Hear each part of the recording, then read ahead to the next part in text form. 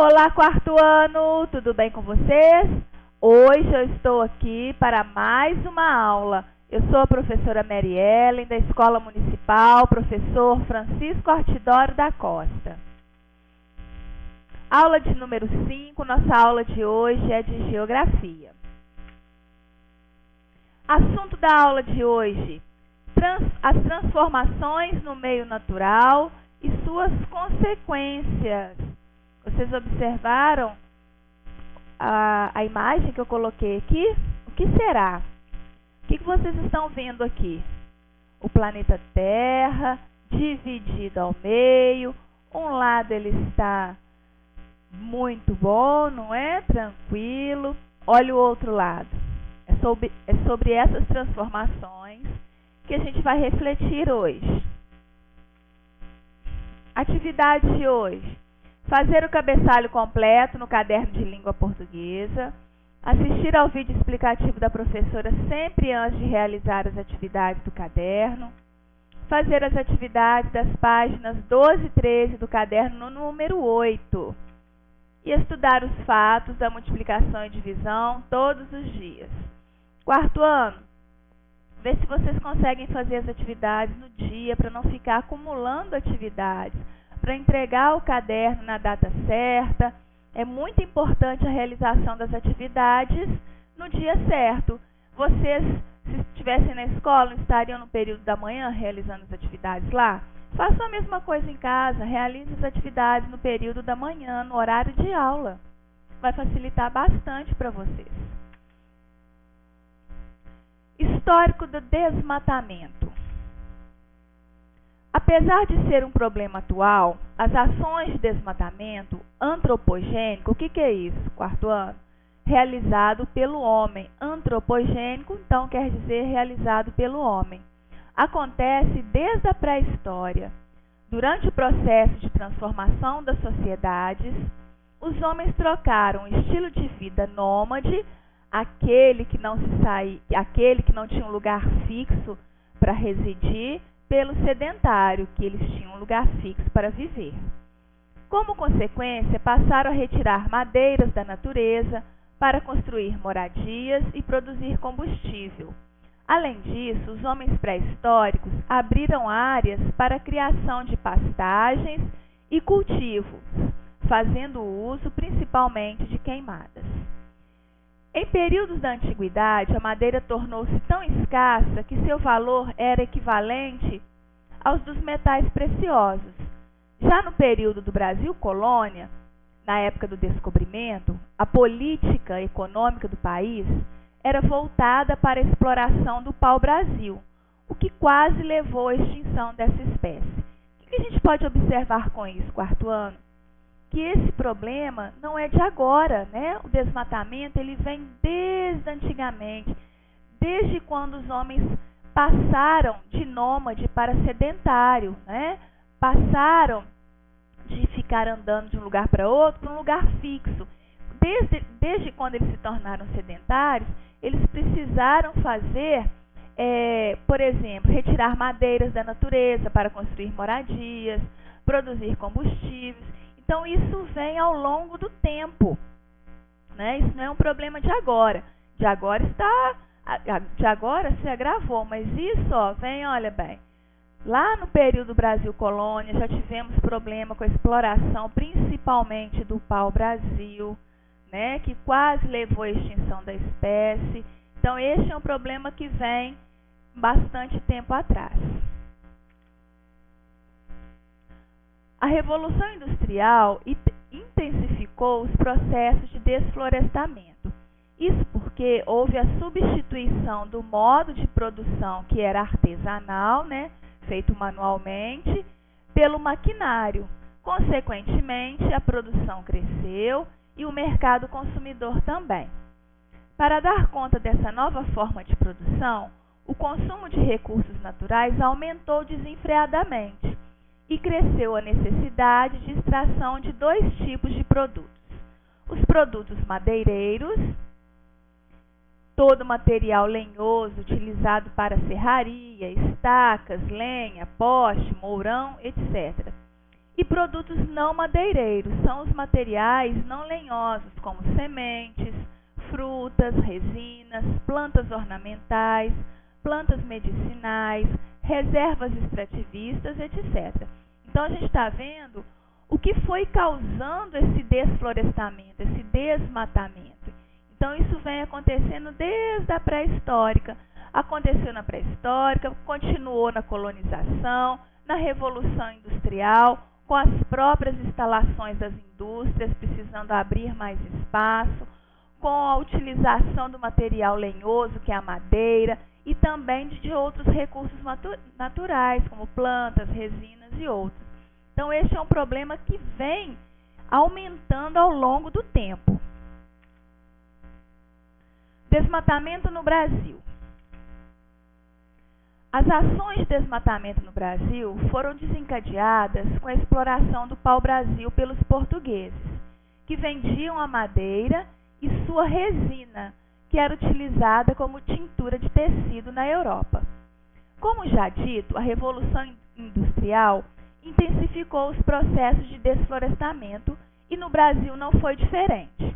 Entre as décadas de 1930 e 1940, foram criadas várias empresas, entre elas Companhia Vale do Rio Doce, que é de mineração, Fábrica Nacional de Motores, que é mecânica pesada, e Fábrica Nacional de Álcalis, que é indústria química. Com a implantação dessas empresas, o país teve um grande avanço econômico, mas, contudo, entretanto, também surgiram efeitos negativos, como o crescimento desordenado das cidades, êxodo rural. Vocês estão lembrados do que é êxodo rural? A saída das pessoas do campo para a cidade, utilização da mão de obra infantil e problemas ambientais urbanos. Com o crescimento das cidades, foi diminuindo as florestas também, não é? Então, foi bom o crescimento industrial? Foi, teve um grande avanço, mas os efeitos negativos realçaram-se no meio ambiente. Atualmente, a floresta amazônica pode ser a área atualmente mais preservada. Então, atualmente a floresta amazônica, por ser a área atualmente mais preservada, vem sofrendo cada vez mais com o crescimento do desmatamento. O principal motivo é a expansão da fronteira agrícola do país. Fronteira agrícola é a área de expansão das atividades humanas, sobretudo da agropecuária, sobre as florestas e os recursos naturais. A floresta amazônica começou a sofrer com desmatamento a partir da década de 1970, quando foi construída a rodovia Transamazônica. Depois disso, boa parte de sua área começou a ser destruída para a realização de práticas agrícolas e criação de gado. Estima-se que, em todo o Brasil, 20 mil quilômetros quadrados de florestas são destruídas por ano. Essa área é equivalente ao estado do Sergipe, tamanho do estado do Sergipe. Além de melhorar a nossa consciência ambiental e deixar de desmatar as florestas, precisamos cobrar dos nossos governantes o fim dessa destruição, através de medidas de controle, monitoramento e vigilância. A gente percebe que o desmatamento vem acontecendo ao longo dos anos com o avanço, né? Com o avanço das cidades, com o avanço no caso aqui, a agropecuária, que é responsável pelo grande desmatamento da floresta amazônica, né? O que é a agropecuária? Agricultura e pecuária, a plantação e a criação de animais, né? Então a gente percebe que com o avanço da tecnologia, com o desenvolvimento das cidades, com o desenvolvimento do país, vão acontecendo o quê? O desmatamento, a destruição. Eu coloquei um desenho para vocês aqui para a gente refletir. Olha a moradia desses animais. Olha o que sobrou da moradia desses animais. Eles que precisam da floresta para poder sobreviver. Estão só o quê? Eles estão lembrando é só uma lembrança. Olha o que sobrou dessa mata, dessa floresta. É isso que está acontecendo na realidade, não é? A gente vê nos noticiários, a gente vê falando sobre isso, que os animais estão invadindo as cidades, eles estão perdendo o lugar onde eles moram, não é? E muitas vezes é a gente que invade o lugar dele. São construídos condomínios, casas, prédios, em lugares que antes eram florestas, matas. Então, eles estão perdendo o lugar deles, estão perdendo a moradia deles. Consequências desse desmatamento. A maior consequência do desmatamento é o comprometimento da biodiversidade, mas além desse efeito negativo, podemos mencionar a erosão e o empobrecimento dos solos, assoreamento dos rios, que os rios vão ficando cada vez com menos água, né?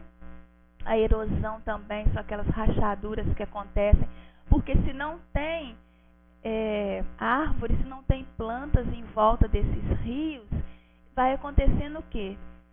A erosão, o assoreamento, né? Os solos vão ficando pobres, empobrecimento dos solos, vão ficando inférteis com as queimadas, com a poluição dos solos através dos lixos, escassez de recursos naturais, está cada vez mais difícil, desertificação, que é a transformação do lugar em deserto.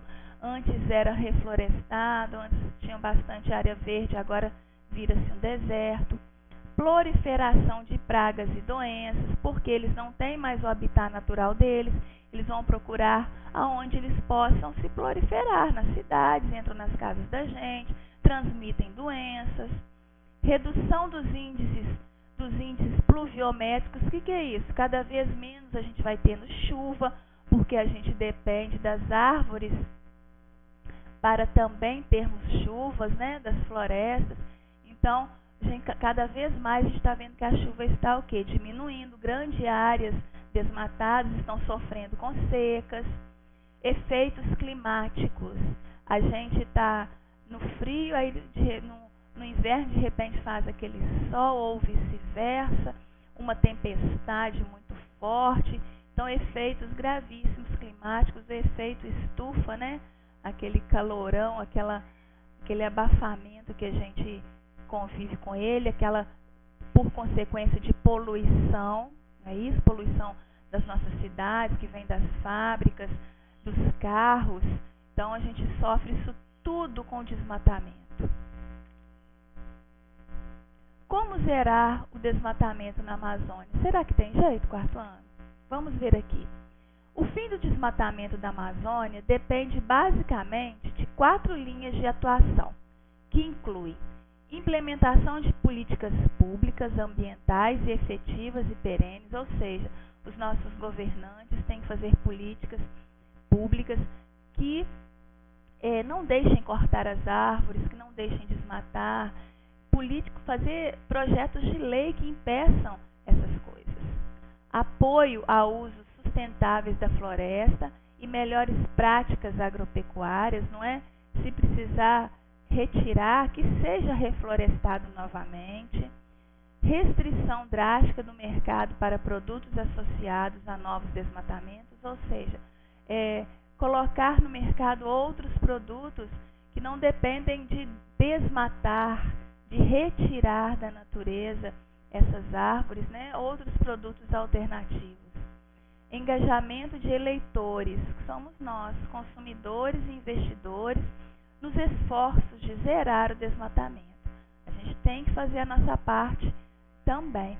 Como que eu vou fazer a minha parte? Eu estou em casa, eu não tenho poder de não desmatar a Amazônia, mas você tem o poder de separar o seu lixo, de reciclar, de reutilizar, de usar sacolas recicláveis, de não usar sacolas plásticas ao ir ao mercado. Você tem, sim, fechar sua torneira, não deixar pingando, diminuir o seu tempo no banho, reutilizar a água da máquina de lavar. Se cada um fizer a sua parte, tenho certeza que a gente vai estar contribuindo e muito para isso. Desde meados de julho, nossos olhos estão voltados também para o Pantanal. A gente ouve muito nas reportagens, a gente vê muito esse assunto sobre como que o Pantanal está sofrendo com as queimadas, né? Os animais que eles estão, grande quantidade morreram, então sofrimento, a grande parte das matas, das florestas ali estão sofrendo com as queimadas, que sofre com incêndio devastador que já queimou mais de 2,3 milhões de hectares do bioma. Segundo o Centro Nacional de Prevenção e Combate aos Incêndios Florestais, Previfogo, na Amazônia, a devastação segue com os primeiros 14 dias de setembro, registrando mais queimadas do que em todo o mês do ano anterior.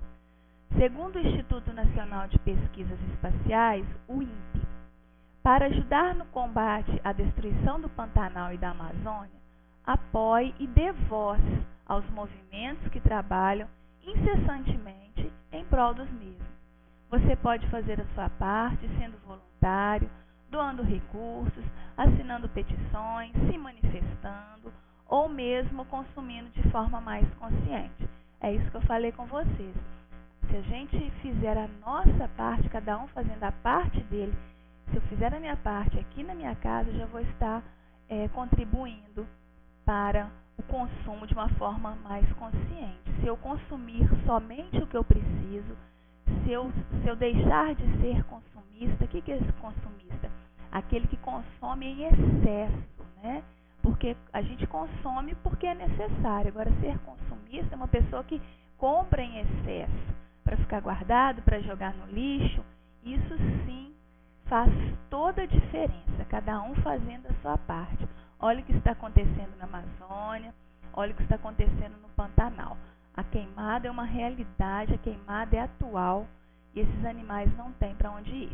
A gente vê nos noticiários aí que foram encontrados animais silvestres, né?